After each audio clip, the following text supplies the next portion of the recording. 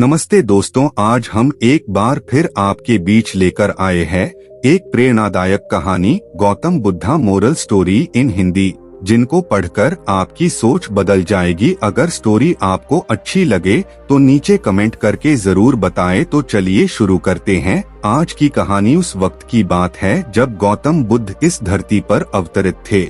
एक दिन गौतम बुद्ध धन के प्रचार के लिए वैशाली नगरी में जा रहे थे।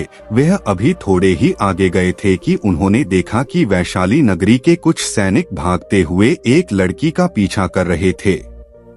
वह लड़की बहुत ही डरी हुई थी। वो एक कुएं के पास जाकर खड़ी हो गई और हांफने लगी। उसे प्यास लगी थी तो उसे पानी पीना था। भगवान बुद्ध ये सब देख रहे थे। फिर उन्होंने उस बालिका को अपने पास बुलाया और कहा कि तुम उस कुएं से पानी निकालो और स्वयं भी पियो और हमें भी पिलाओ। उतनी ही देर में वो सैनिक वहां पहुंच गए। भगवान बुद्ध ने अपने हाथ के संकेत से उस सैनिकों से रुकने को कहा। फिर उस बालिका ने गौतम बुद्ध को कहा कि महाराज, मैं तो अछूत हूँ। मैं इस कुएं से पानी निकालूंगी तो जल दूषित हो जाएगा। मैं आपको कैसे पानी पिला सकती हूँ? भगवान बुद्ध ने उसे फिर से कहा, बैठी, मुझे बहुत जोर की प्यास लगी है, पहले तुम मुझे पानी पिलाओ। उसी वक्त वहाँ पर वैशाली के राजा पहुँच गए। उन्होंने बुद्ध को नमन किया और सोने के बर्तन में पानी देते हुए कहा, महाराज, ये लीजिए, केवड़े और गुलाब का सुगंधित पानी आपके लिए है। लेकिन बुद्ध ने उस पानी को लेने से इनकार कर दिया और कहा कि हम इस बालिका से पानी पिएंगे। राजा थोड़ी देर वहां रुक गए। बुद्ध ने फिर से उस बालिका से अपनी बात दोहराई। फिर बालिका से रहा नहीं गया और इस बार साहस बटोर कर उसने कुएं से पानी निकाला। फिर पानी स्वयं भी पिया और बुद्ध को भी पिलाया। फिर पानी पीने के बाद बुद्ध ने बालिका से पूछा, पुत्री, तुम इतनी डरी हुई क्यों है? तुम्हें किससे भय है? फिर बालिका ने पूरी बात बताई कि मुझे राजा के दरबार में गाने का अवसर मिला था।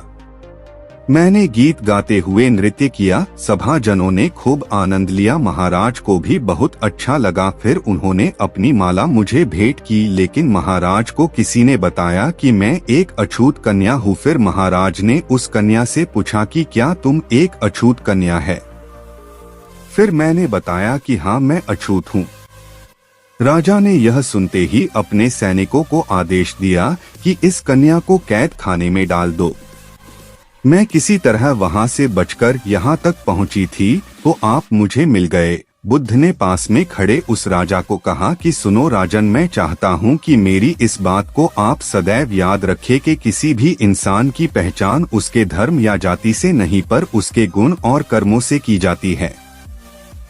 सदैव याद रखें कि किसी भी इंसान की पहचान उसके धर्म या जाति से नहीं पर उसके गुण और कर्मों से की जाती है। जिस बालिका के मधुर कंठ से निकले गीत और नृत्य का आप सबने आनंद उठाया, उसे पुरस्कार दिया। जिनके कार्य इतने अच्छे हैं वे अछूत हो ही नहीं सकती और आप उसे अछूत कह रहे हैं।